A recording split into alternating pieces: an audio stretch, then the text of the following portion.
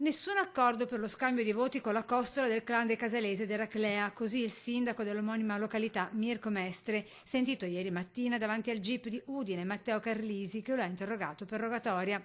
Mestre, di professione avvocato in carcere a Tolmezzo, in Friuli, è accusato dell'articolo 416 ter, ovvero lo scambio elettorale politico-mafioso. Secondo l'indagine del sostituto procuratore Roberto Terzo, l'accusa tra l'allora candidato sindaco Mestre Luciano Donadio, boss locale dei Casalesi, con l'intermediazione di Emanuele Zamuner, prevedeva un centinaio di voti garantiti in cambio del via libera a costruire una centrale a biogas a Stretti di Eraclea. Il 5 giugno 2016 Mestre veniva eletto sindaco per 81 voti sull'avversario Giorgio Talon.